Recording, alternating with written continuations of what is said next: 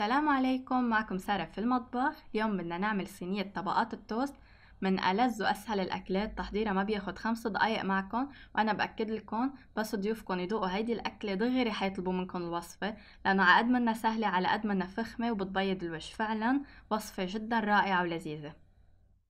وإذا بتحبوا دايما يكون عندكم هالوصفات السهلة والهينة والأفكار الجديدة والمجربة، ما عليكم إلا تشتركوا بالقناة وتضغطوا على زر الجرس حتى يوصلكم كل جديد.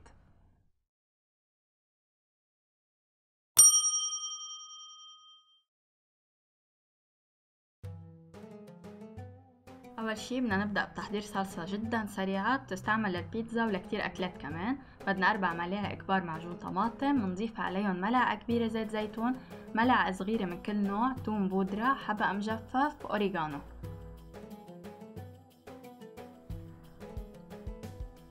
وهلأ بدنا نضيف عليهم ملعقة صغيرة سكر وملح حسب الرغبة. بدنا نسخن كوب مي ليصير كتير ساخن عنا، لازم يكون كتير ساخن حتى يدوب عنا معجون الطماطم بشكل منيح. ومنبلش نحرك بالشوكة بهيدا الشكل حتى تختلط كل المكونات ويبطل عنا تكتلات ويدوب معجون الطماطم بالكامل. بنصحكم تجربوا هيدي الصوص لأنه حتعتمدوها دايما بس بدكم شي سريع للبيتزا من دون ما تضووا النار، حتى بوعاء واحد دقيقة واحدة دغري بيخلص عندكم. فعلا كتير طيبة وكتير سهلة. ندهن صينية الفرن اللي حنحط فيها قطع التوست بشوية زيت نباتي حتى تتحمر أول طبقة من التوست. ما بنحط أي صوص بس شوية زيت. ومنبلش نصف قطع التوست عنا، منخليهم قراب على بعضهم ما يكونوا كتير بعاد حتى نقدر نحط الصوصات عليهم بشكل أسهل. وهلأ بدنا نوزع المايونيز، بدنا اياها تتوزع بالتساوي على كل قطع التوست. ومن بعدها بدنا نبلش نحط صوص البيتزا اللي عملناها. طبعا ما بنحطها دفعة واحدة، نحن بدنا نعمل 3 طبقات وكمان حيضل شوي من الصوص عنا. بنحط بهيدا المقدار شي يكفي لكل قطع التوست، ومنوزعه كمان نفس الشي بالتساوي. شايفين قوامها شو حلو، منا كتير رخوة ولا كتير كثيفة، وكتير بتضيفلنا طعم طيب. وهلأ منحط أي مكونات نحن عبالنا اياها بس ما كتير منكتر. أنا هون عم بستعمل ذرة وفليفلة خضرا مقطعة ناعم. لكل الوصفة عم بستعمل فليفلة خضرا واحدة صغيرة مقطعة ونص علبة ذرة. وهلأ طبقة من صدور الحبش بدنا نوزعهم بهيدا الشكل. فيكن تستعملوا أي نوع بدكن غير الحبش إذا ما متوفر. وزن الحبش ووزن الجبنة اللي حنحطها وكل التفاصيل موجودة بصندوق الوصف أسفل الفيديو. هلأ فوق الحبش ححط شرائح من جبن القشقوان، فيكن تستعملوا أي جبنة انتو بدكن إياها.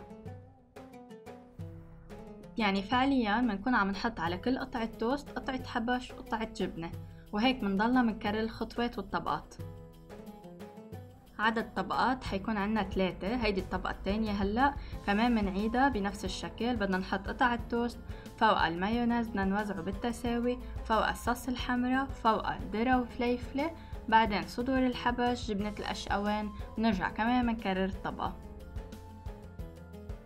وكمان كرمال صدور الحبش بس تكونوا عم تقطعوهم بستاند الألبان والأجبان أو بأي مكان عم تجيبوه منهم، قولولي قطعلكن ياه درجة أسمك، يعني بتكون القطعة أسمك مش كتير رقيقة، فكتير بتعطي طعم طيب وقوام حلو بس تتقطع.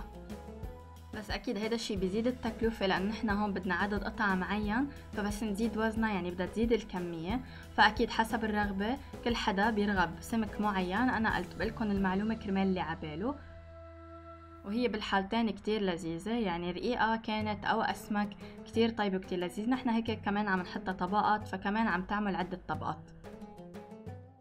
هلا آخر طبقة ما حطيت الذرة والفليفلة فيها، حبيت دغري يكون صوص وفوق الحبش وجبنة تكون هيك ناعمة، وأكيد حسب الرغبة فيكم تحطوا فيكم ما تحطوا.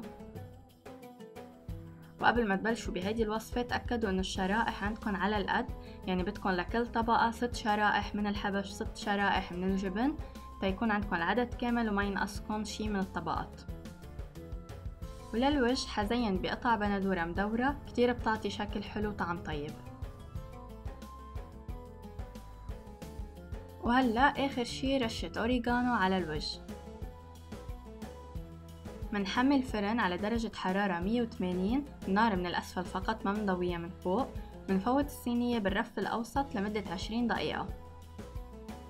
بدنا أول قطعة توست من تحت والأطراف شوي يتحمروا. هيدي التحميرة كتير بتعطينا قوام حلو، بس دوقوها حتعرفوا شو قصدي. حتعطينا قوام قريب على البيتزا بأنه تكون العجينة من تحت محمصة ومن جوا تكون طرية وخفيفة. وهيك بعد ما طلعناها شكلها رائع وريحتها رائعة وطعمها عن جد كتير كتير طيب. بس تدوقوها حتعرفوا شو قصدي، طعمها رهيب، عاد منا بسيطة عاد منا رهيبة بالطعم. وهيدا شكلها، شايفين شو حلوين الطبقات، كتير متناسقين وكتير حلوين. شفتوا تحضيرها ما أخد منا شي وقت أبدا.